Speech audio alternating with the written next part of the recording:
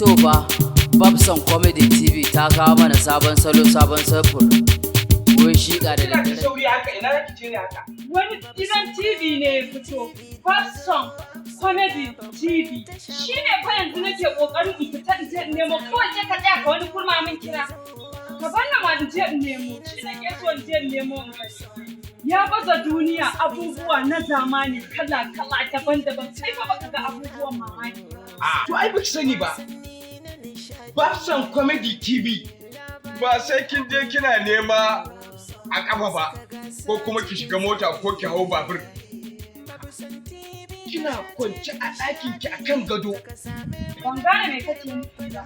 Ya za a yi labarin da na baka kuma ya haɗu da kwanciyar kan gado. Ni fa ina baka labari ne na wani gidan TV da ya fito.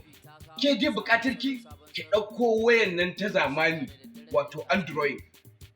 Ki shiga YouTube. Ki rubuta Babson Comedy TV. Za ki ga abubuwa kala-kala na nishaɗantarwa. A waya ne da a gano ta har duniya ma ta gani ga baki ɗaya ta san cewa sabuwar gidan TV ta fito. Ƙware kuwa. Ai haka ne. Babson Comedy TV tana kawo muku abubuwa kala-kala wanda zai nishaɗantar da ku. Babson Comedy TV bata fito ba sai da shirya. Murucin kan dutse. Iri na kala-kala maza da mata. Inde wato ainihin nishaɗantarwa ne muna cikin Babson Comedy TV. Bukata ka danna subscriber sannan kuma ka danna kilin ƙararrawa kenan.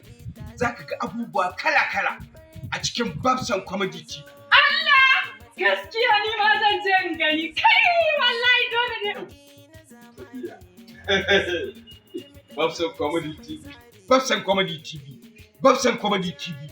Babson Comedy TV. Babson Comedy TV. Babson Comedy TV.